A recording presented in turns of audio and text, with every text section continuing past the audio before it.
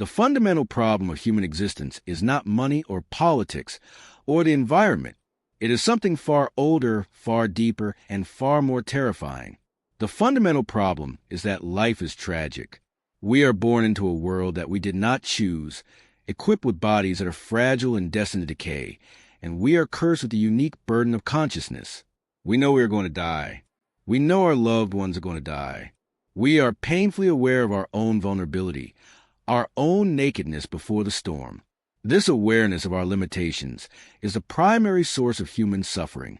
It is what drove our ancestors to huddle around fires in the darkness, telling stories to ward off the encroaching night. It is what drives us today to distract ourselves with screens and status, desperate to avoid the silence where the ultimate questions wait for us. Because life is suffering, and because the world is beset by malevolence, both from nature and from other human beings, we are faced with a terrible choice. We can become resentful, bitter, and destructive, cursing the unfairness of existence and seeking to burn it all down. Or we can choose to bear the burden of being. We can choose to stand up, to open our eyes, and to voluntarily accept the responsibility of living a meaningful life. This book is a manual for that second choice. It is not a collection of polite social niceties. It is a guide for the soul in a time of crisis. It is an attempt to answer the question, how should a human being act in a world that is rife with chaos and catastrophe? To answer this, we must understand the two great archetypal forces that govern our reality, order and chaos. These are not merely concepts. They are the twin pillars of our psychological universe. Order is the known. It is the explored territory. It is the tribe, the religion, the hearth, the home. When you are in order, you know where you are, you know what is happening, and you know how to act so that you get what you want. Order is the floor beneath your feet that holds you up. It is the predictability of a traffic light, the warmth of familiar friendship, the structure of a well-organized society. We crave order because order is safe. It keeps the terror of the absolute at bay. But order has a dark side. When it becomes too rigid, too all-encompassing, it turns into tyranny. It becomes the stone walls that not only keep the barbarians out, but keep the citizens imprisoned within. It becomes a stagnant bureaucracy, the oppressive state, the soul-crushing routine that denies the possibility of anything new. Order without chaos is a desert stone, unchanging, sterile, and dead. Opposing this is chaos. Chaos is the unknown. It is the unexplored territory. It is a forest at night where the predators wait. Chaos is everything that you do not understand and cannot control. It is a stranger at the door. It is the diagnosis that shatters your future. It is a betrayal by a lover that turns your world upside down. Chaos is the water that floods the basement, the snake in the garden, the sudden collapse of the stock market. We fear chaos instinctively because it is the place where we are most vulnerable. It is the realm of the dragon. Yet, just as order has a dark side, chaos has a light side. Chaos is also the source of everything new. It is a potential from which new life springs. It is the place where you find the gold. Without chaos, there is no growth, no adventure, no learning, and no surprise. If you stay entirely within the walls of order, you remain a child, protected but undeveloped. To grow, you must venture out into the unknown. You must face the dragon. The ancient Taoists understood this interplay perfectly. They symbolized it with the yin and yang, the black serpent of chaos and the white serpent of order, eternally circling one another. The optimal place for a human being to stand is not in the safety of order, nor in the anarchy of chaos. It is on the line between them. It is on the razor's edge where you are secure enough to be stable, but challenged enough to be learning. This is the zone of proximal development. This is where meaning is found. Meaning is the instinct that tells you that you are in the right place, balancing the safety of the past with the potential of the future. The rules presented in this book are not arbitrary laws handed down by a distant authority to make you feel guilty. They are observations of the patterns of being that allow us to walk that line.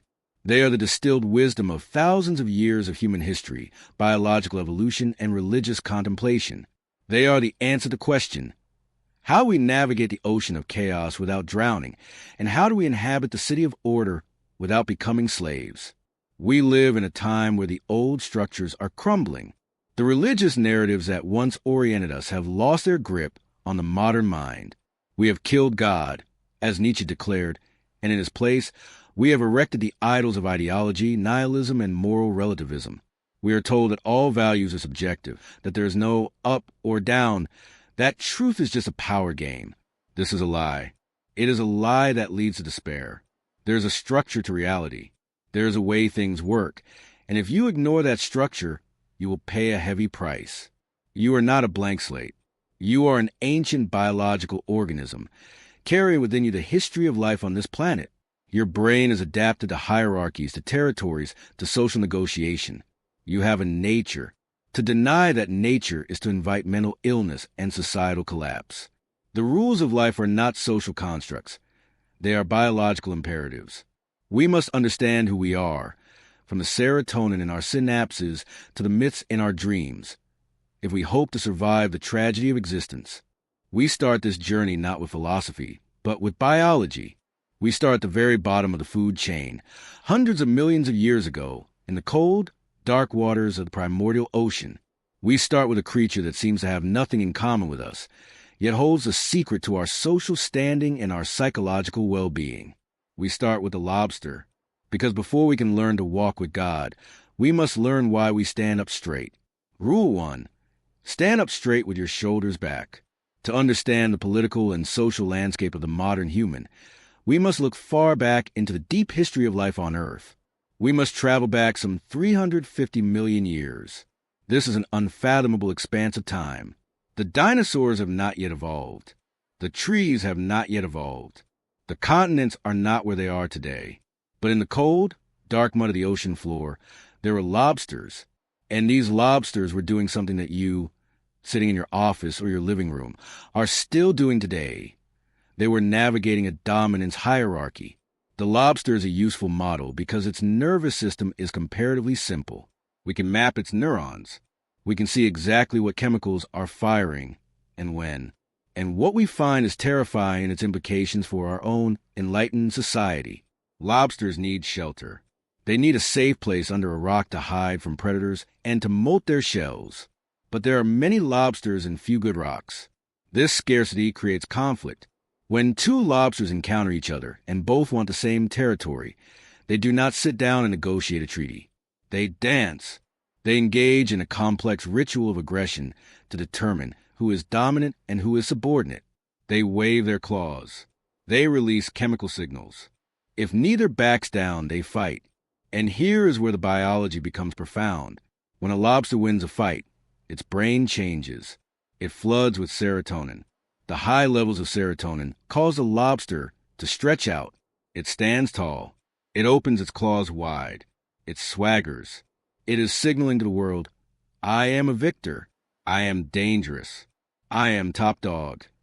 Conversely, the lobster that loses experiences a crash in serotonin and a spike in octopamine. Its brain literally dissolves in neural connections that gave it confidence. It curls up. It makes itself small. It hides. It becomes inhibited and terrified. It will not fight again, even against a much weaker opponent, until its brain reconfigures itself. Why does this matter to you? It matters because that ancient neural machinery, that serotonin-driven calculator that assesses where you stand in the pecking order, is still inside you. It is at the very base of your brain.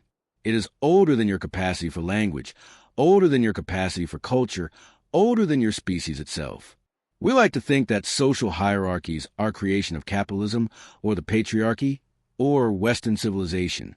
We like to think that we can just dismantle them with the right political ideology. But the lobster tells us otherwise. The dominance hierarchy is not a social construct. It is a permanent feature of the environment to which all complex life has adapted. It is older than the trees. You cannot simply wish it away.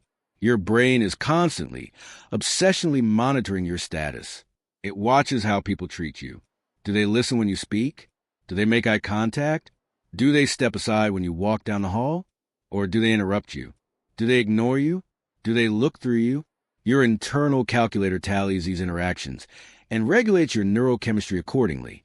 If you are high status, if you are the successful lobster, your brain releases plenty of serotonin. You feel calm, confident, and secure. You stand tall. You are less reactive to stress because you know you have the resources to handle it. Your immune system works better. You live longer. But if you are low status, if you've been defeated, bullied, or marginalized, your serotonin drops. This is a physiological catastrophe. Low serotonin means you are hyperreactive to stress. You are constantly in a state of high alert, waiting for the next predator to strike. The world looks dangerous. You are anxious, depressed, and physically weak. You slouch. You look at the ground. You make yourself small so as not to attract attention. And here's a tragedy. The loop reinforces itself. Because you look defeated, other people and other lobsters treat you like you are defeated. They push you around. They don't respect you. This lowers your status further, which lowers your serotonin further, which makes your posture even worse. It is a downward spiral into the abyss of chaos. This is the cruelty of the principle of unequal distribution. In the Bible, it is known as the Matthew principle. For to everyone who has, more will be given, and he will have abundance. But from him who does not have, even what he has will be taken away. In economics, it is Price's law. It is the observation that in any creative domain, a tiny minority of people produce the vast majority of the output. The top 1% of authors sell the most books. The top 1% of scientists publish the most citations. The top lobsters get the best rocks and all the mates. The bottom lobsters get nothing but sand and misery. This is not fair. But nature is not fair. Nature is a selector so what do you do if you find yourself at the bottom? What do you do if you are the defeated lobster? The rule is, stand up straight with your shoulders back. This is not merely physical advice. Though the physical aspect is crucial, there is a feedback loop between your body and your mind. If you force yourself to adopt the posture of victor, if you lift your chin, expose your chest, and look the world in the eye, your brain notices. It says, wait, we are acting like we are competent. We are acting like we are dangerous. It begins to release a little more serotonin. You feel a little stronger. Other people notice, too. They see someone who is not hiding. They treat you with a fraction more respect. That positive feedback gives you a little more confidence. You have reversed the spiral. But the rule is deeper than posture. To stand up straight with your shoulders back is a metaphysical stance. It is a decision to voluntarily accept the terrible burden of being. It is a declaration that you will not hide from the tragedy of life. When you slouch, you are saying, I cannot handle this. The world is too much for me. I am a victim. You are signaling your submission to chaos. You are inviting the world to crush you. And because the world is often malevolent, it will oblige. To stand up straight is to open yourself to the world. It is to expose your vulnerable heart to the attack. It is to say, I know that life is suffering. I know that I am vulnerable. I know that there are dragons. But I am not going to cower in the darkness. I am going to face it. This requires courage. It requires the willingness to be dangerous. There is a misconception that being good means being harmless. This is wrong. A harmless man is not a good man. He is a weak man. A good man is a dangerous man who has his danger under voluntary control. The lobster at the top of the hierarchy is not peaceful. He is capable of great violence, but he holds it in check.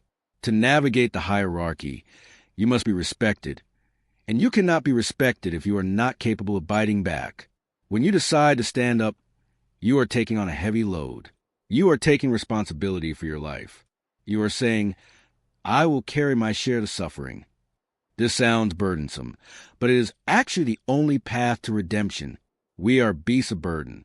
We are designed to carry weight. If you have no load to carry, no purpose, no responsibility, you do not feel free. You feel useless. You feel driftless. You become resentful. But if you pick up a heavy load, if you decide to fix your life to support your family, to contribute to your community, you find meaning. The meaning is in the struggle. The meaning is in the ascent. This is why we admire the hero. The hero is not the person who never fails. The hero is the person who gets knocked down, beaten, and defeated, and then stands back up. The hero is a lobster who loses the fight, but refuses to stay in the hole. When you stand up straight, you are enacting the archetype of the hero. You are aligning yourself with the logos, the divine spirit that brings order out of chaos. Look at the people around you. Look at the people who are slumped over, eyes dead, resentful of everything. They are in hell. Now look at the people who are engaged, who are fighting for something, who are alert. They may be suffering, they may be struggling, but they are alive. They have dignity. So, observe your posture. Are you caving in? Are you protecting yourself from a blow that hasn't come yet? Unfurl yourself. Take up space. Speak your mind. Do not apologize for your existence. You have as much right to be here as the trees and the stars. You are a 350-million-year-old biological miracle. You have the spark of the divine within you. Act like it. Face the chaos. Confront the dragon. Stand up straight with your shoulders back. This is a first step. It is the foundation. You cannot follow the other rules if you are hiding in the dirt.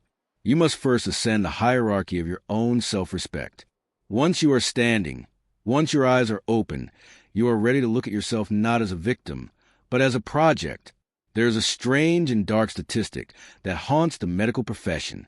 Imagine that a person undergoes a kidney transplant.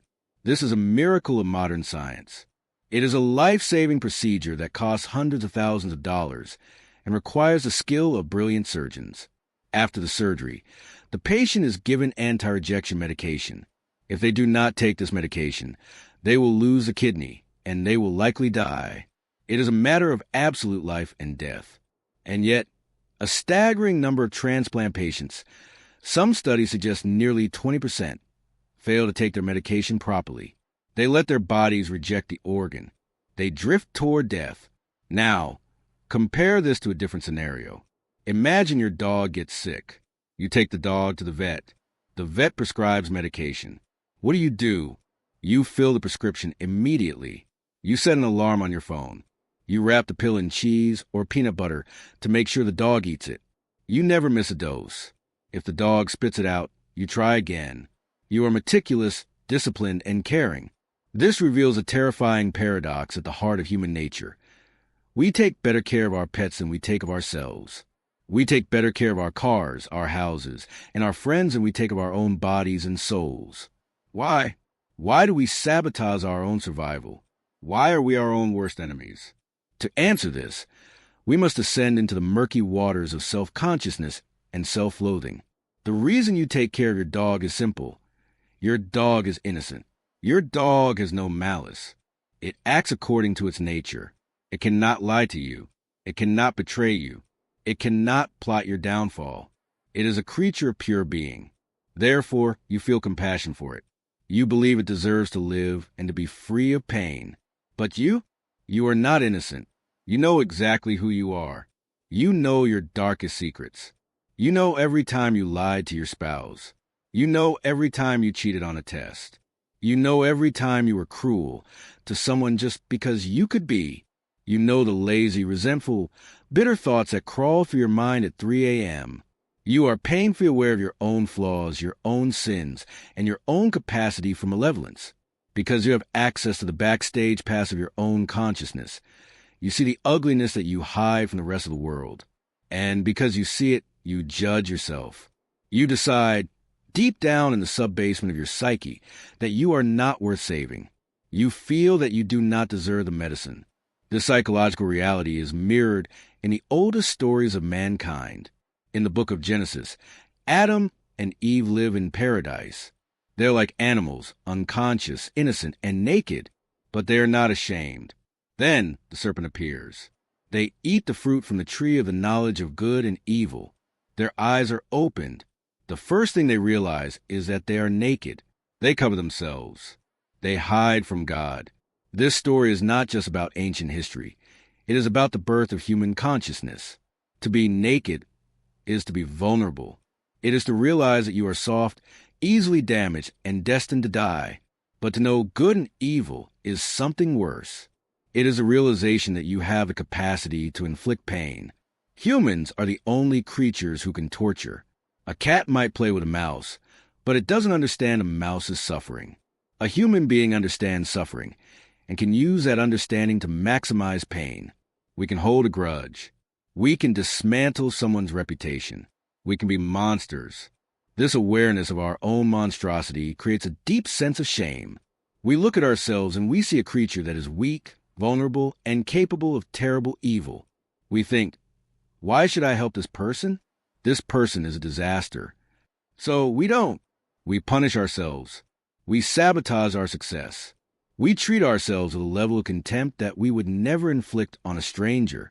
But Jordan Peterson argues that this self-contempt is a mistake. It is a form of inverted pride. Who are you to decide that you are worthless? You do not belong to yourself. You are not your own possession to destroy. You are a node in a vast network of being. You are a son, a daughter, a father, a neighbor. If you collapse, you pull the world down with you. If you don't take your medicine, your family suffers. Your community suffers. The potential that lies within you, the good you could do if you were strong, dies with you. Therefore, you have a moral obligation to take care of yourself. But notice the specific wording of the rule.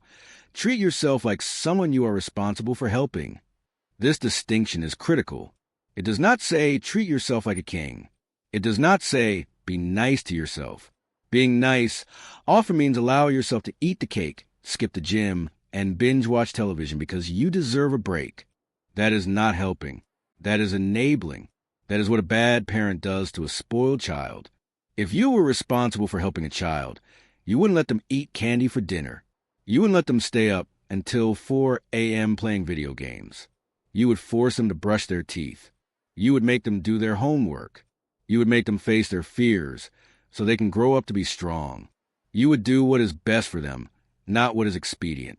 To treat yourself like someone you are responsible for helping means you must split yourself into two people, the parent and the child. You must cultivate the detachment to look at yourself and say, okay, you are flawed. You are a mess. You have sinned, but you are also a creature of infinite value. You have a spark of the divine in you. You have a destiny to fulfill. So how do we get you there? It means negotiating with yourself instead of tyrannizing yourself. It means asking, what does my life need to look like for me to be efficient, productive, and not full of resentment? Maybe it means you need to sleep more. Maybe it means you need to have that difficult conversation you've been avoiding. Maybe it means you need to forgive yourself for a mistake you made 10 years ago. Not because you lay yourself off the hook, but because beating yourself up is no longer useful to the world. Start small. Look at your chaotic life. What is one thing, one tiny thing, that you could fix today that would make your life slightly better? Maybe it's just washing the cup that has been sitting on your desk for 3 days. Do it. Treat yourself with enough respect to give yourself a clean environment. Then maybe make a doctor's appointment. Then maybe sit down and articulate what you actually want your future to look like. This is an act of courage. It is an act of faith. It is deciding that despite all your flaws, despite all the reasons you have to hate yourself, you are going to bet on your own potential. You are going to nurture the spark of light within you, because the alternative is darkness. The alternative is a slow, resentful suicide that drags everyone around you into the abyss. The world needs you. It doesn't need the weak, self-loathing version of you. It needs the strong, capable, integrated version of you. It needs you to take your medicine. It needs you to stand up. So, treat yourself with the same care, the same attention, and the same mercy that you would show to a beloved pet or a stumbling child. You are worth saving. Act like it. We have all seen it. Perhaps you have lived it. A bright, capable young person, full of potential, starts hanging around with a group of friends who are going nowhere. These friends are cynical. They are resentful. They mock ambition. They spend their weekends in a haze of substance abuse or passive entertainment. And slowly, painfully, the bright young person begins to dim. Their grades drop. Their goals evaporate. Their language changes. They are pulled down into the swamp. When you ask them why are you spending time with people who clearly do not support your growth? They will often give you a very noble-sounding answer. They will say, I am trying to help them. I am loyal. I don't want to abandon them just because I'm doing well. Jordan Peterson calls this the rescue fantasy. It is one of the most dangerous delusions of the human ego. It is a belief that you are so strong, so virtuous, and so charismatic that you can descend into the pit, grab a lost soul, and pull them up to the light. But the laws of physics apply to psychology just as they apply to gravity. It is infinitely easier to pull someone down than it is to pull them up. If you stand on a chair and your friends stand on the ground, and you try to pull them up, what happens? You fall. We often choose friends not because they're good for us, but because they validate our own flaws. If you have a friend who is cynical and lazy, their presence makes your own cynicism and laziness feel normal. They provide a convenient excuse. If you try to improve, if you start exercising or studying or working on a project, that friend will not be happy. They will not celebrate you. They will mock you. Why? Because your improvement is a judgment on their stagnation. Your success holds up a mirror to their failure, and that is a painful thing to see. So, they will try to drag you back down to their level, not because they hate you, but because they need you to remain broken so they can feel comfortable being broken. This brings us to a harsh truth. Compassion is not the same as enabling. True compassion is wanting what is best for the other person, even if it is difficult. Sometimes, the most compassionate thing you can do is walk away. By staying in a toxic relationship, by tolerating bad behavior, you are not being a good friend. You are a co-conspirator. You are tacitly agreeing that their dysfunction is acceptable. You are protecting them from the consequences of their actions, which is the only thing that might actually wake them up. Peterson draws on his clinical experience to illustrate this. He speaks of patients who come from terrible backgrounds, who have been abused and neglected. When these people try to escape their past, the old crowd, the friends from the old life, will cling to them like crabs in a bucket. To escape, the individual must make a ruthless decision. They must sever the ties. This is not cruelty. It is survival. You are not morally obligated to set yourself on fire to keep someone else warm. So, how do you choose good friends? The rule is simple, but the execution is terrifying. Make friends with people who want the best for you. This sounds pleasant, but it is actually a challenge. People who want the best for you will not just nod and smile when you tell them about your bad habits. They will challenge you. They will demand more from you. If you tell a true friend, I think I'm going to quit my job and play video games, they won't say, do whatever makes you happy, man. They will say, that is a terrible idea. You are better than that. Don't throw your life away. This kind of friendship requires humility. It requires you to admit that you need to improve. It requires you to tolerate the discomfort of being around people who are aiming up. When you surround yourself with high achievers, people of character, discipline, and vision, you feel pressure. It is a healthy pressure, but it is pressure nonetheless. It forces you to examine your own inadequacies. Think of the ideal as a judge. When you look at a great painting or hear a great speech or watch a great athlete, you feel two things simultaneously: inspiration and judgment. You are inspired by what is possible, but you are judged by the gap between where you are and where they are. A good friend acts as this ideal. They embody the potential that you are wasting. It takes courage to stand next to someone who shines brighter than you. It is easier to stand next to someone who is dim, so you can feel bright by comparison. But that is the path of the narcissist. That is the path of stagnation. You must ask yourself, if I told this person good news, would they genuinely celebrate, or would I see a flicker of envy? And conversely, if I told this person bad news, would they listen and support me, or would they secretly enjoy my failure? If you are surrounded by people who resent your success and revel in your failure, you are in a cage. You must break out. This is not about being a snob. It is not about judging people based on their money or their status. It is about judging them based on their character and their trajectory. Are they moving toward order and light, or are they sliding into chaos and darkness? Choosing people who want the best for you is an act of high moral ambition. It is a declaration that you intend to be better. It is a signal to the world and to yourself that you are taking your life seriously. When you surround yourself with the good, the ethical, and the strong, you create a reciprocal loop of upward mentorship. You pull them up, they pull you up. Together you ascend. Look at your circle. Look closely. Who is feeding your resentment? Who is encouraging your vices? And who is calling you to a higher standard? It is time to make a choice.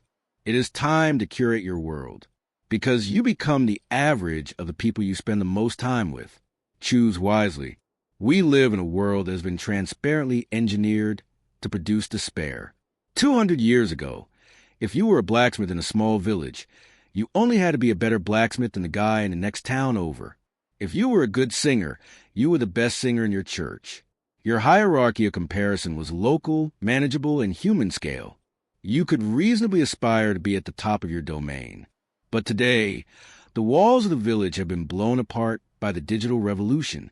Now, if you are a blacksmith or a coder or a writer or a musician, you are not competing with your neighbor. You are competing with the absolute best people among 7 billion human beings. Open your phone. In 3 seconds, you can find a 9-year-old prodigy on YouTube who plays the guitar better than you ever will. Even if you practice for the rest of your life, you can find a billionaire who started a company at 22 while you are struggling to pay rent at 30. You can see the curated, filtered, perfected lives of strangers who seem to exist in a permanent state of vacation, aesthetic perfection, and romantic bliss. The hierarchy has become global, and because it is global, the standard for success has been raised to a stratospheric level that is statistically impossible for 99.9% of the population to reach. The result of this hyperconnection is the birth of the internal critic. This is a subpersonality within your mind that is vicious, articulate, and relentlessly cruel. It looks at the gap between your reality and the global ideal, and it pronounces a verdict. You are inadequate. You are a failure. You are nothing. This voice is not just annoying. It is dangerous. It breeds a deep, festering resentment. You look at the successful person, the someone else of today, and you do not feel inspired. You feel envy. You feel that the game is rigged. You feel that since you cannot be the best, there is no point in trying at all. This is the seed of nihilism. It is the voice of Cain, looking at Abel's favor with God and deciding that the only solution is murder. But Jordan Peterson argues that this internal critic, while perceptive, is making a fundamental scientific error. It is comparing apples to oranges. When you compare yourself to someone else, you are engaging in a shallow, surface-level analysis.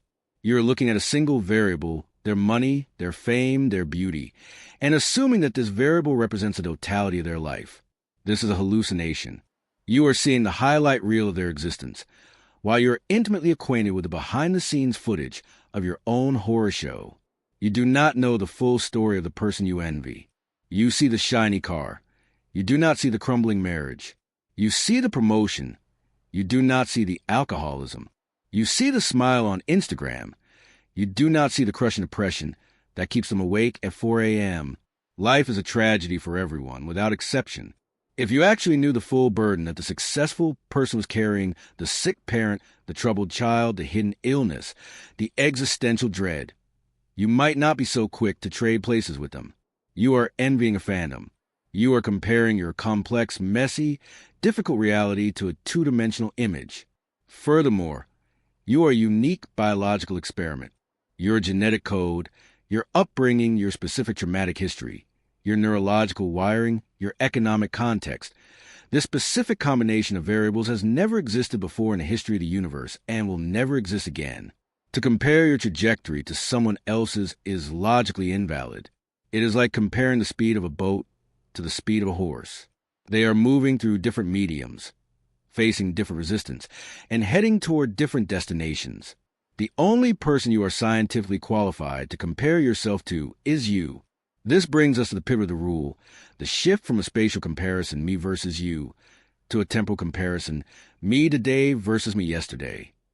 This is the only game you can win. It is the only game that is fair. The you of yesterday had the same advantages and disadvantages as you. They had the same parents, the same trauma, the same bad knees, and the same procrastination habit. If you can be slightly better than that person, even by a fraction of percent, you have achieved a genuine, objective victory. So, how do you do this? How do you silence the tyrant within? You stop acting like a dictator to yourself and start acting like a negotiator. The tyrant says, you must clean the entire house, write a novel, and lose 10 pounds by tomorrow or you are trash. You inevitably fail, and the tyrant beats you. The negotiator, however, is humble. The negotiator looks at the you of yesterday, that lazy, pathetic, struggling creature, and asks, "Okay, I know you're useless. I know you don't want to work. But is there one small thing you'll be willing to do today to make things slightly better?" This is a philosophy of aiming low. We are often told to reach for the stars, but for someone paralyzed by depression or chaos, reaching for the stars is just another way to fail. Peterson suggests you aim much lower. Aim at the floor. Look around your room. Is there one piece of trash you could pick up? Just one. Would you do it? If the answer is no, if you're too depressed or too rebellious even for that, then make the task smaller. Can you just look at the piece of trash? Can you sit up in bed? You must find the edge of your competence. You must find the line where you are willing to take action. It might be pathetic. It might be humiliating to admit that the only victory you can manage today is brushing your teeth. But if you didn't brush your teeth yesterday, and you brush them today, you are moving forward. You have established a trajectory. And the trajectory is everything. This is the compound interest of the soul. If you improve by 0.1% every day, in 3 years, you will be a completely different human being. You will have transformed yourself. The you of yesterday will be a stranger. But if you try to improve by 100% in one day, because you are comparing yourself to Elon Musk, you will crash, burn, and slide backward into hell. There's a deeper psychological mechanism at play here related to vision and value. Our eyes are not cameras. They are scanners. We do not see everything. We only see what we aim at. This was famously demonstrated in the invisible gorilla experiment. When people were told to count how many times a basketball was passed, they focused so hard on the ball that they completely missed a man in a gorilla suit walking through the middle of the game. This proves a profound truth. We only see what helps us get what we want. The rest of the world fades into background. If your aim is, "I want to be as rich as that guy," then the world will manifest to you as a series of obstacles and lacks. You will see everything you don't have. You will see your old car as a failure. You will see your house as a prison. Your value structure determines your perception. But if you change the aim, if you shift the goal to, "I want to be slightly more competent than I was yesterday," your perception of the world literally changes. Suddenly, the world stops being a prison and starts being a toolkit. You see the dirty dishes not as a symbol of your failure, but as an opportunity to practice discipline. You see a difficult conversation not as a threat, but as a chance to practice courage. The obstacles become the path. When you stop comparing yourself to others, you also cure the poison of resentment. Resentment is a feeling that the world owes you something or that someone else has stolen what is yours. It is the most corrosive emotion a human being can feel. It turns into bitterness, then into hatred, and finally into a desire for revenge. By focusing on your own incremental improvement, you take responsibility for your life. You realize that the problem is not out there with the successful people. The problem and the solution is right here in your own habits, your own choices, and your own conscience. This rule also demands that we redefine what it means to have a good life. We often think good life is a destination, a place where we have the money, the status, and the security. But Peterson argues that happiness does not come from the attainment of the goal. It comes from the process of moving toward the goal. Our brains are designed to release dopamine not when we eat the food, but when we smell the food and know we are on the right track to get it. Therefore, if you are moving forward, even slowly, even painfully, you will feel a sense of engagement and meaning. The absolute position doesn't matter. You could be a billionaire who is sliding backward into addiction, and you will be miserable. You could be a recovering addict who just managed to hold down a job for a week, and you will feel a thrill of hope. It is the slope of the line that matters, not the height. So, you must consult your internal monitor. Are you envious? Are you bitter? If so, you are looking at the wrong target. Drop your eyes. Look at your own feet. Look at your own chaotic room, your own disorganized mind, your own flawed character. This is your domain. This is your kingdom. It might be a crumbling ruin right now, but it is yours to fix. Ask yourself the magic question every morning. What is one thing I could do today that I would be willing to do that would make my life slightly better? Wait for the answer. It will come. It might be a small voice saying, do the laundry, or send that email, or apologize to your wife. Do it. Then, tomorrow, do it again. Do not worry about the genius on YouTube. Do not worry about the billionaire. They have their own dragons to fight. You fight yours. And if you do this, if you diligently, humbly, and relentlessly compare yourself only to the person you were yesterday, you will eventually look up and realize that you have climbed a mountain. You will be strong.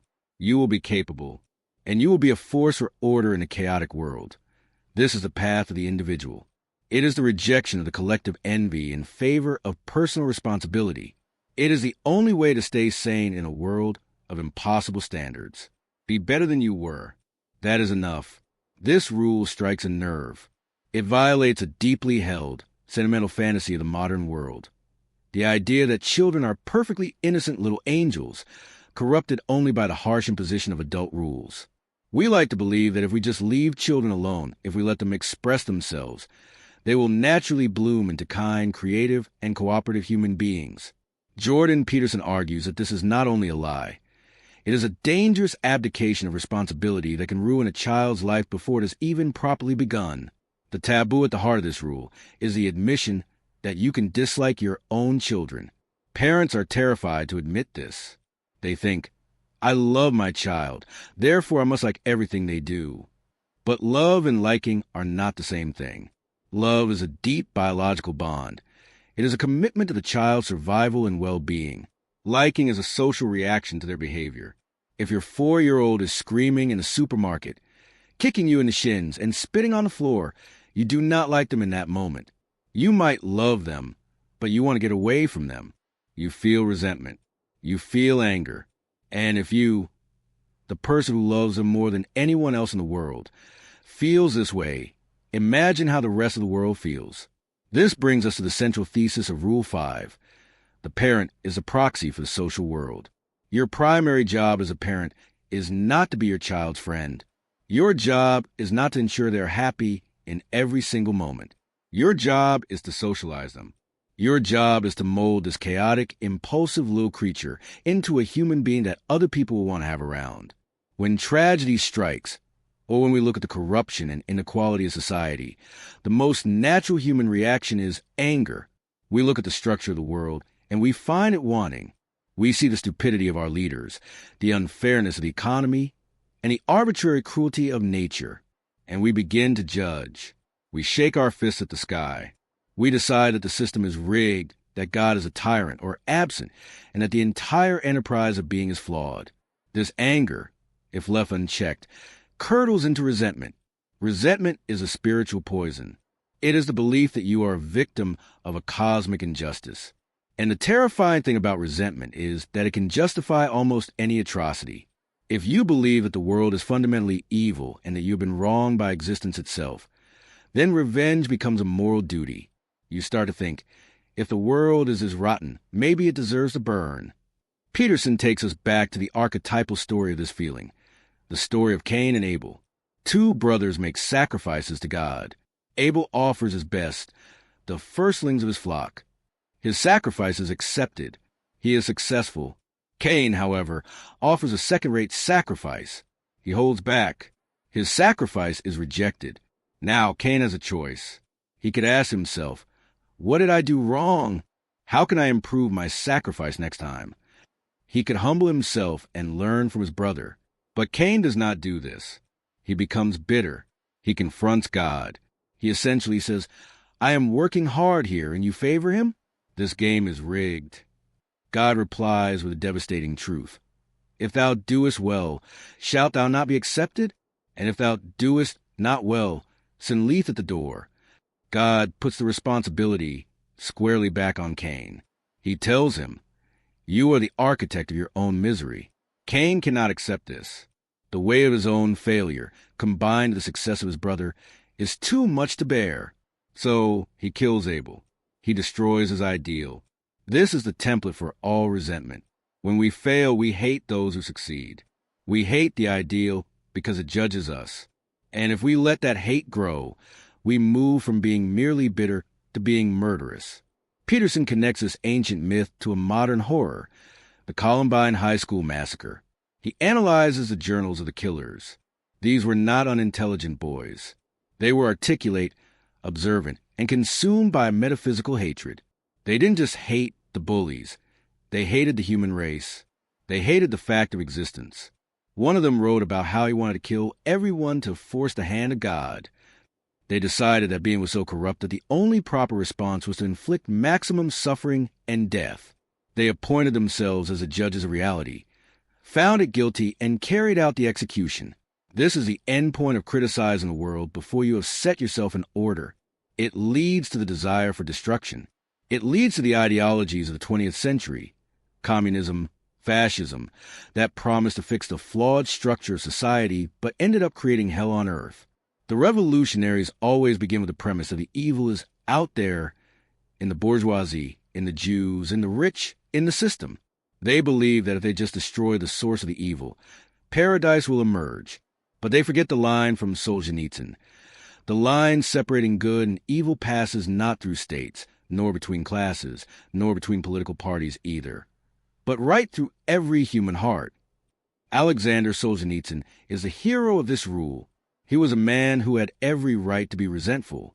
He was an artillery officer in World War II, fighting the Nazis. He was a patriot. Yet, he was arrested by his own government for writing a letter criticizing Stalin. He was thrown into the Gulag, the Soviet labor camp system. He was stripped of his rank, his dignity, and his freedom. Then, in the camp, he got cancer. He could have spent his days cursing Stalin, cursing the Communist Party, cursing the universe. He could have died a bitter, angry man. But as he lay on the rotting straw of the camp, he experienced a transformation. He stopped asking, "What did the world do to me?" and started asking, "What did I do to get here?" This sounds insane. How could he blame himself for Stalin's tyranny? But Solzhenitsyn dug deep. He remembered the times he had closed his eyes to the truth. He remembered the times he had lied to please the authorities. He remembered the small acts of cowardice and expediency that had characterized his life before the arrest. He realized that the Soviet Union was a monstrous tyranny only because millions of individuals, including him, had lied to support it. The corruption of the state was the sum total of the corruption of the citizens. So Solzhenitsyn made a vow. He decided that he would set his own house in order. He would stop lying. He would act with absolute integrity, even in the camp. He would clear his own conscience.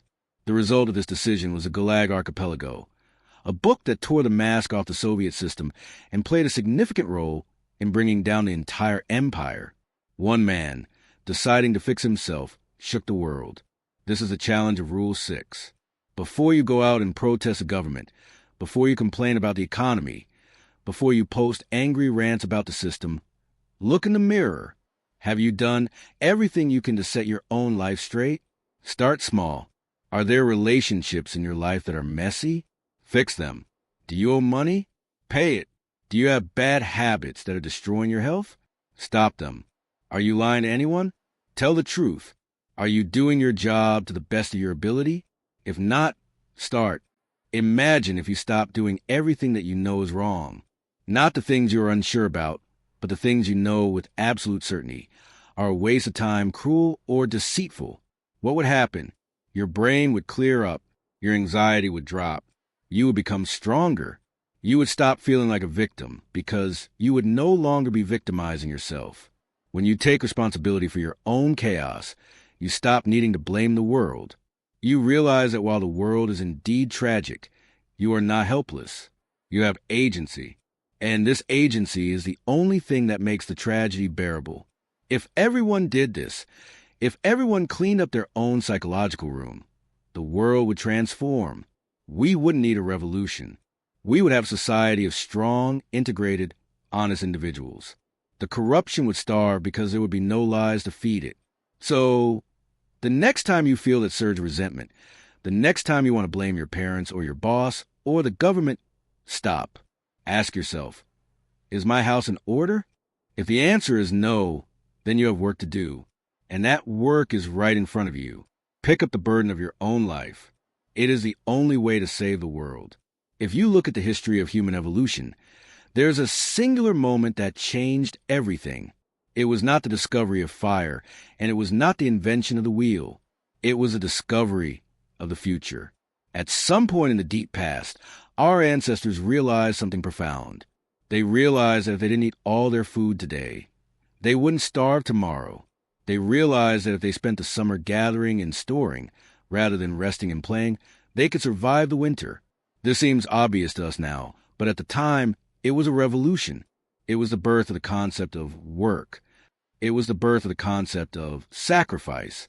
Sacrifice is the act of giving up something valuable in the present. Your time, your effort, your pleasure, your food, to bargain with reality for a better future. The ancients dramatized this. They built altars. They took their best livestock, their most precious things, and they burned them. They sent the smoke up to God. The logic was, if I give up what I love now, the structured reality will look favorably upon me later. And the amazing thing is, it worked. The people who sacrificed, who delayed gratification, who planned for the future, survived. The people who lived only for the moment, who did what was expedient, died. Expedience is the easy way. It is the impulse to do whatever works right now to avoid pain or gain pleasure. It is the lie you tell your boss to avoid a difficult conversation. It is the cheating on a test to get the grade without the study. It is the extra drink you take to numb your anxiety. Expedience is the path of least resistance. It solves the immediate problem, but it does so by mortgaging the future. When you lie to get out of trouble, you escape the punishment today, but you weaken your character and you warp your reality. You are creating a future where you are a liar and where the truth is your enemy. You are eating the seed corn. You are satisfying hunger today by destroying the harvest of tomorrow. Expedience is a philosophy of the sociopath. It says, there is no future, there is no meaning, so I might as well get mine while I can. It is a philosophy of the golden calf. The Israelites in the desert, terrified of the unknown, melting down their jewelry to build an idol they can touch and worship right now, rather than waiting for the difficult, abstract law of Moses. Opposed to this is meaning. Meaning is not just a nice feeling. Meaning is a sophisticated biological instinct. It is a signal from your nervous system that you are in the right place. When you are engaged in something meaningful, you feel a distinct sense of solidity. You feel engaged. Time disappears. You're not asking, what is the point of this? Because the point is self-evident in the act itself. Peterson argues that meaning occurs when you are balancing the chaos of the unknown with the order of the known. It happens when you are challenged, when you are growing, and when you are working toward a goal that transcends your immediate selfish desires. Meaning is a psychological reward for sacrifice. It is nature's way of telling you, you are carrying the right load. You are moving in the right direction. Keep going. To pursue what is meaningful is to act in a way that works across time. It is to act a way that is good for you now, good for you tomorrow, good for your family, and good for society. It requires a massive expansion of your timeline. You have to treat future you as a real person that you're responsible for helping, referencing Rule 2. You have to decide that the suffering of the moment is worth it for the redemption of the future. Consider the archetype of Christ in the desert. He has fasted for 40 days. He is starving. Satan appears and says, if you are the Son of God, turn these stones into bread. This is the ultimate temptation of expedience. Use your power to satisfy your immediate hunger. Fix the problem now. But Christ refuses. He says, man shall not live by bread alone. He is saying that there is a higher value than immediate physical survival. There is the value of the Spirit. There is the value of the Word. He accepts the suffering of hunger to maintain the integrity of his soul. He chooses meaning over expedience. This is a choice we face every day. Do you fire the employee who is incompetent but nice, or do you keep them because it's uncomfortable to have a conversation? The expedient choice is to keep them.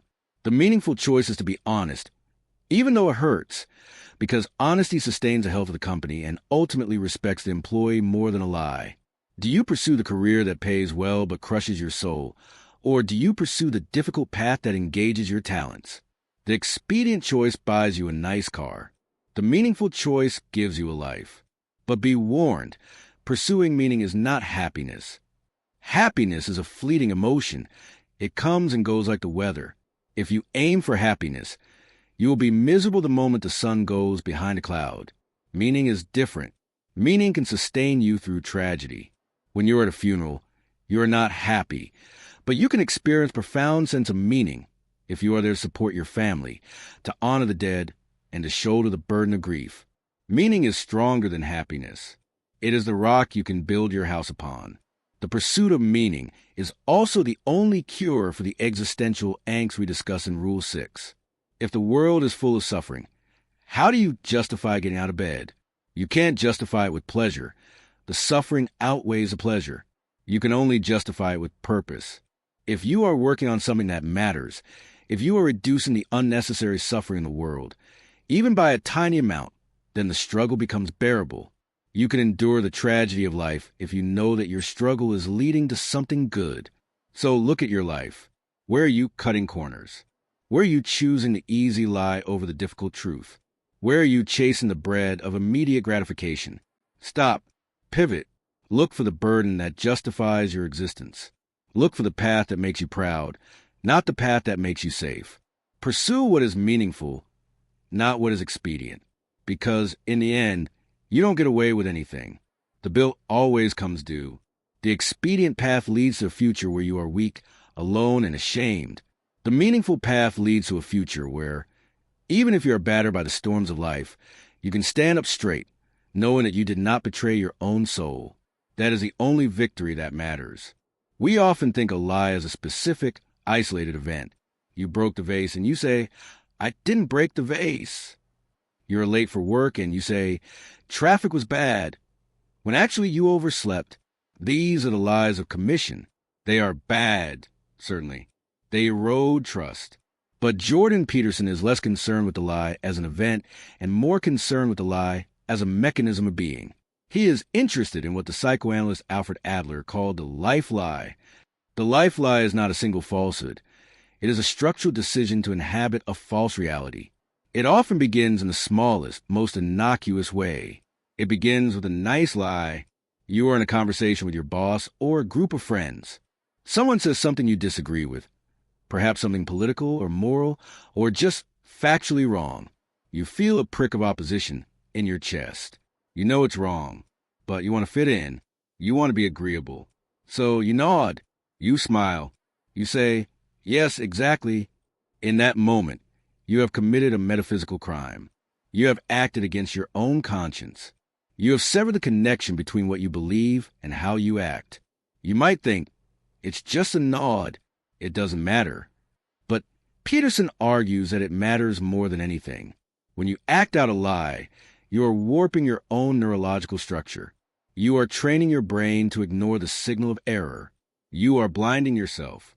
Imagine you are an explorer mapping a dangerous territory. Every time you see a pit, you draw a bridge on your map because you wish there was a bridge there.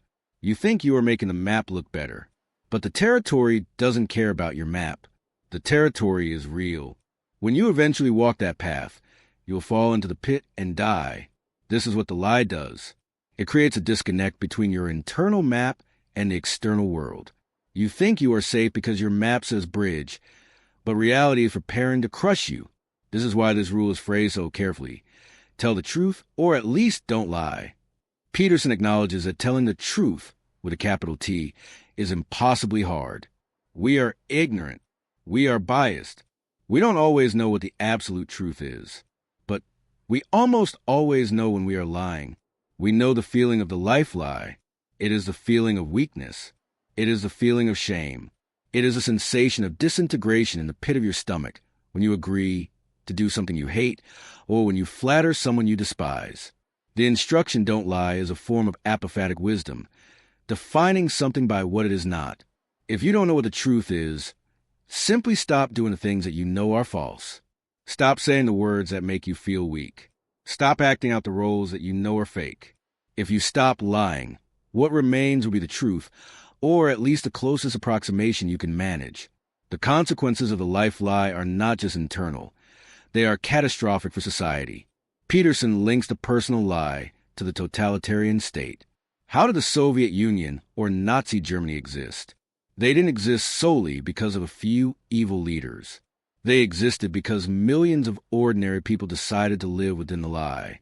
They decided to parrot the ideology even when they knew it was nonsense.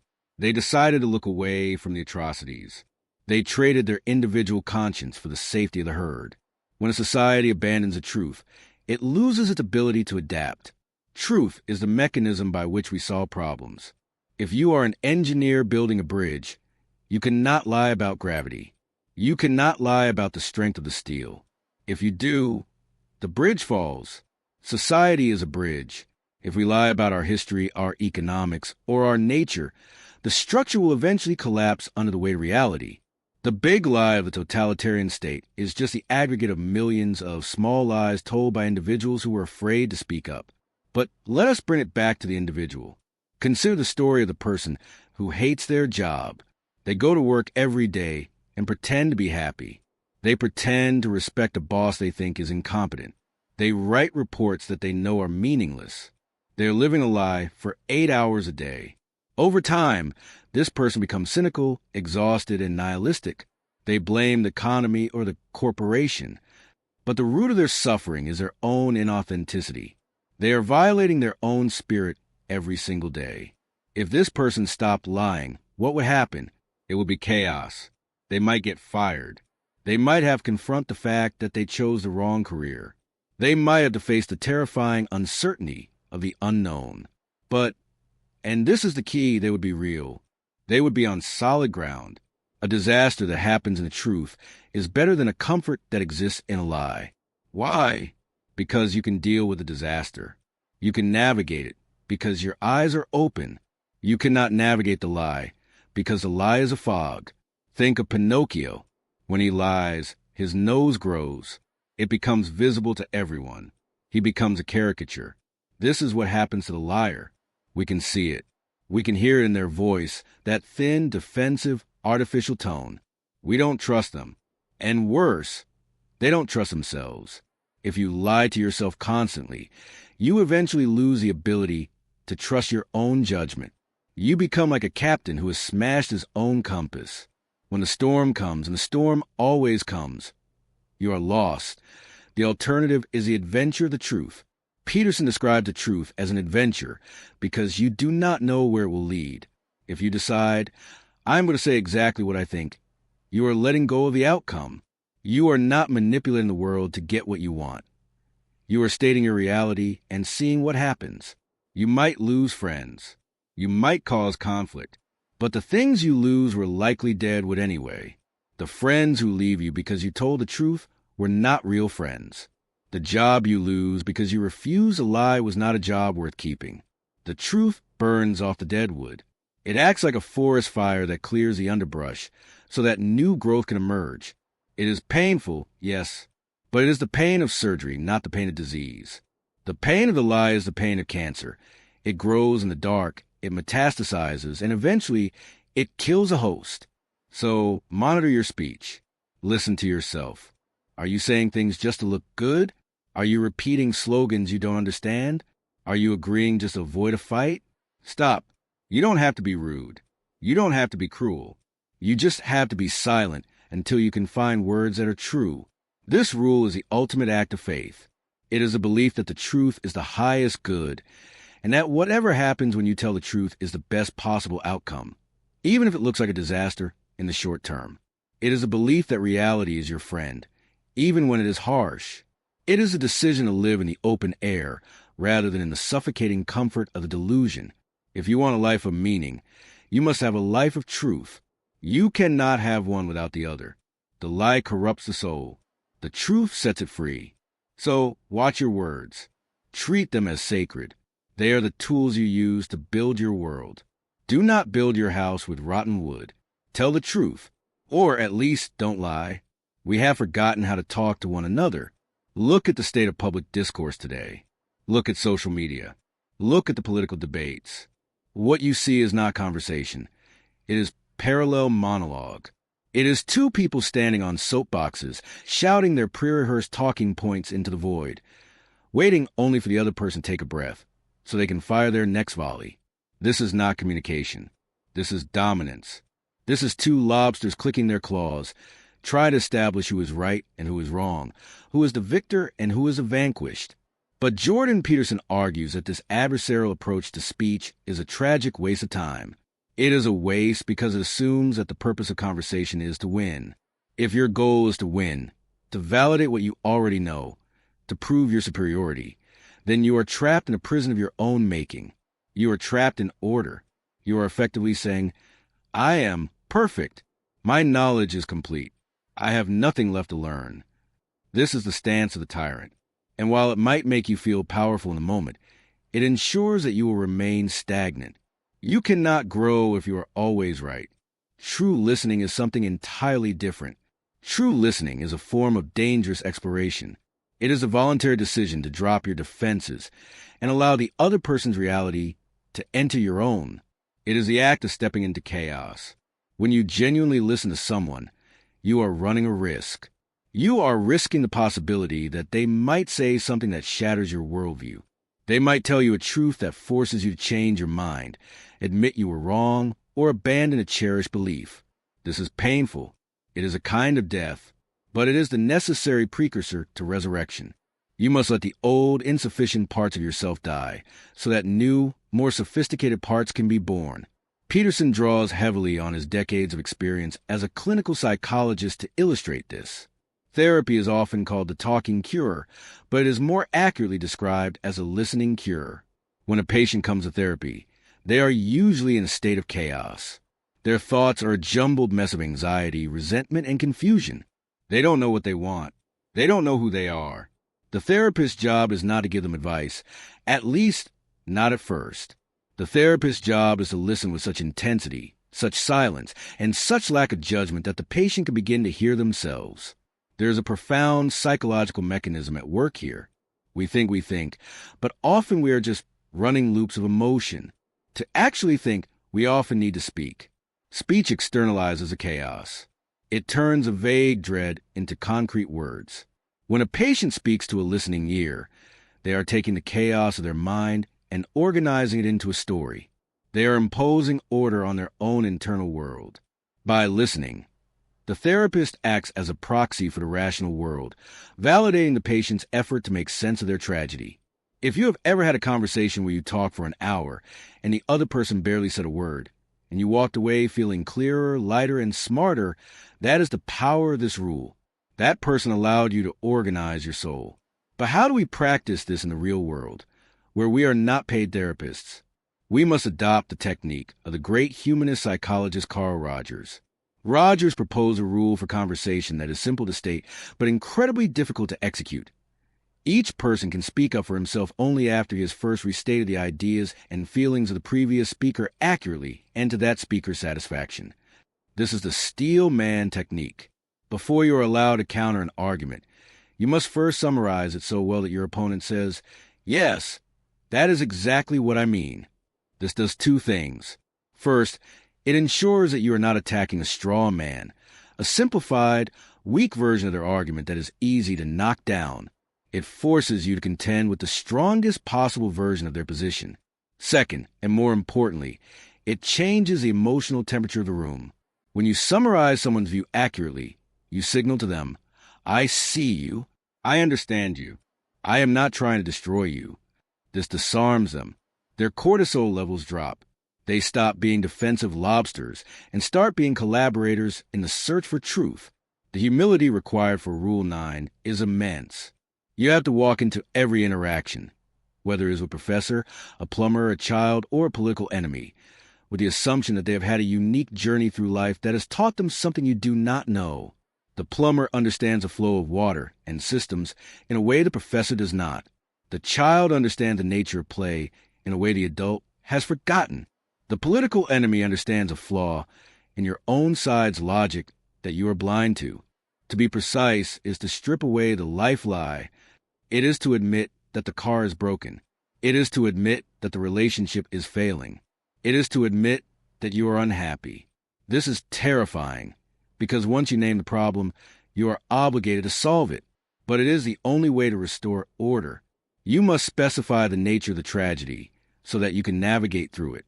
Do not let the dragon grow until it destroys your house. Look at it. Name it. Cut it down to size. We leave the domestic sphere and head to the skate park.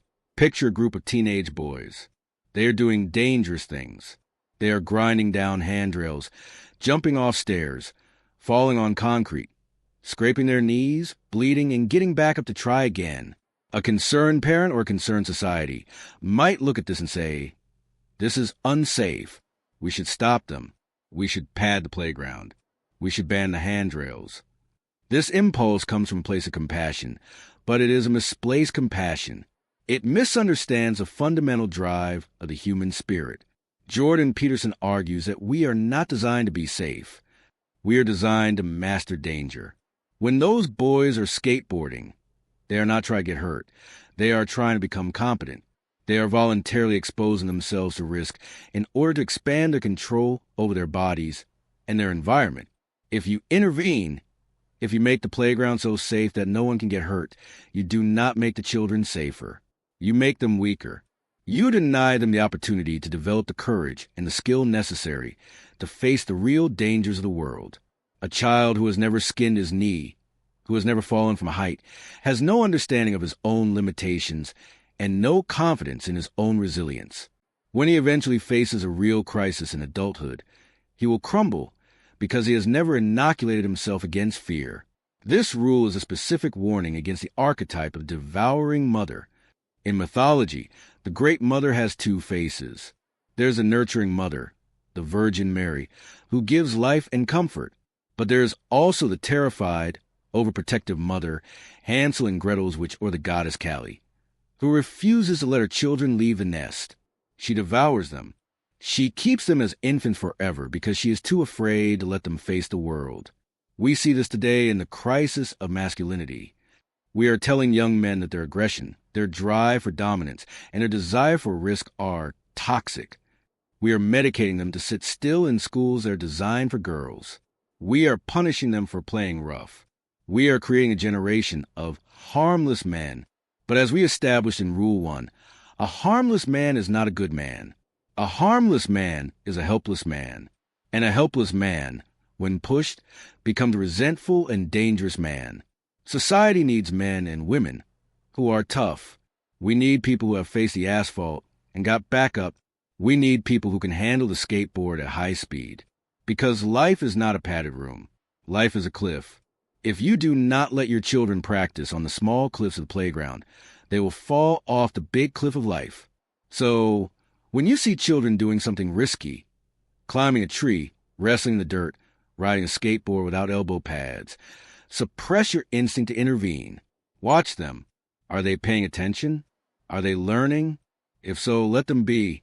Let them experience the edge of chaos. Let them bleed a little. It is the price of admission for becoming a strong, independent adult. Do not protect them from the very thing that will save them, their own competence.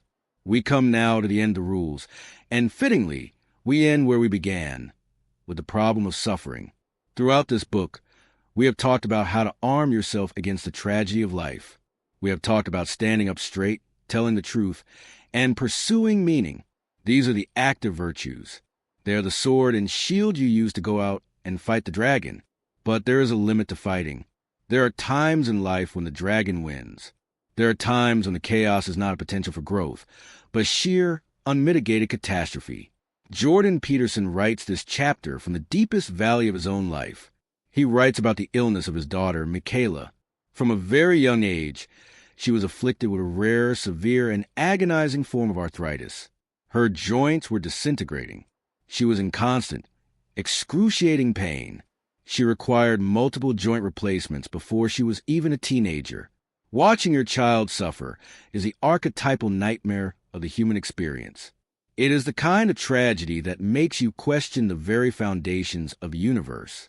It makes you ask, what kind of God would create a world where an innocent child screams in pain? This is a test of job. When the walls are closing in, when the darkness is absolute, how do you keep going? How do you avoid collapsing into a black hole of bitterness and resentment? It is easy to curse being in these moments. It is easy to say, the world is evil and I hate it. But as we learned in Rule 6, that path leads only to hell. If you add resentment to your tragedy, You do not make the tragedy lighter, you double it. Now you are not just sad. You are malevolent. You are working against yourself. The advice Peterson offers here is counterintuitive. When you are in a crisis, when the horizon is full of storms, you must shorten your time frame. You cannot plan for the next 5 years. You cannot even plan for next week. The weight of the future is too heavy to bear. You must shrink your world down to the manageable unit of time. Can you survive the next hour? Can you survive the next minute? Christ said, "Sufficient unto the day is the evil thereof." This is not a platitude. It is a survival strategy. When you are walking through the valley of the shadow of death, you do not look at the distant mountains. You look at your feet. You focus on the step you are taking right now. You focus on the small, mundane tasks that keep the machinery of life turning. You wash the cup. You brush your teeth. You sit by the hospital bed. You breathe. These moments are the sustenance that gets you through the desert. It might be a good cup of coffee in the hospital cafeteria. It might be a joke shared with a nurse. It might be 5 minutes where the sun hits your face through the window. If you are consumed by resentment, you will miss these moments. You will be blind to them because you are staring at the darkness. But if you are attentive, if you are watching for the cat, you can find enough light to keep walking. This rule also forces us to confront the limitation of being. We often wish for a life without suffering. We wish we were invulnerable. But Peterson asks us to consider what that would mean. Think of Superman. In the early comics, Superman kept getting more powerful. He could fly faster, lift more, and withstand anything. Eventually, the writers realized they had a problem. Superman was boring. If he cannot be hurt, if he cannot fail, then his story has no stakes. There is no courage without vulnerability. There is no love without the possibility of loss. We are fragile because we are real. Our limitations are what define us. A sculpture is beautiful because the sculptor cut away the stone that wasn't the statue. Our lives are carved out of possibility by the limitations of time and death.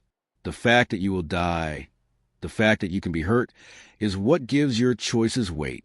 It is what makes your love for your family meaningful. If you were immortal and invulnerable, nothing would matter.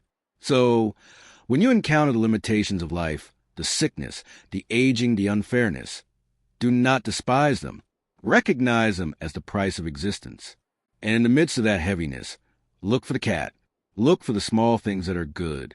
They are there if you have the eyes to see them. They are the reminders that even in the darkest tragedy, being is still fundamentally good. We have traveled a long road together.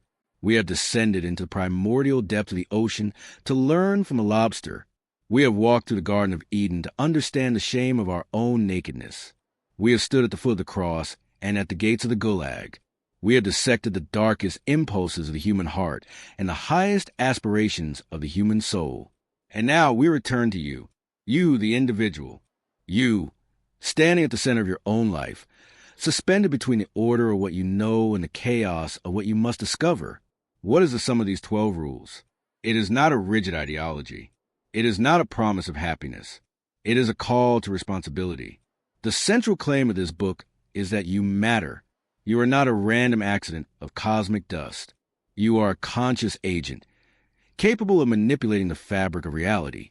You have a spark of the divine logos within you, the power to speak truth, to create order, and to confront evil. This power is a terrifying gift. It means that what you do and what you fail to do counts. If you slump your shoulders and hide from the world gets darker. If you lie, you warp the structure of existence. If you nurture resentment, you add to the pile of suffering that drags humanity down. But if you stand up, if you speak the truth, if you aim at the highest good you can conceive, you tilt the balance of the cosmos toward the light. We asked at the beginning, what should we do in a world that is tragic? The answer is now clear. We should act as if our actions have cosmic significance, because they do. We should pick up the heaviest load we can carry and stumble up the hill toward the city of God. We should fix ourselves, not because we're selfish, but because a fixed person is a tool that can fix the world. Imagine a world where everyone did this. Imagine a world where everyone treated themselves with respect, where everyone told the truth, where everyone took responsibility for their own chaos. It would not be a perfect world. Tragedy is woven into the fabric of reality, but it would be a world where the tragedy was bearable. It would be a world where we did not add unnecessary hell to the necessary suffering. You have a pen in your hand. It is a pen of light. You are writing the story of your life every single day. Do not write a tragedy of resentment. Do not write a farce of shallow pleasure. Write an epic. Write a story of a flawed, vulnerable, mortal human being who looked at the darkness and refused to blink, who looked at the suffering and refused to break, who decided, against all odds, to be a force for good. The rules are simple, but the game is hard.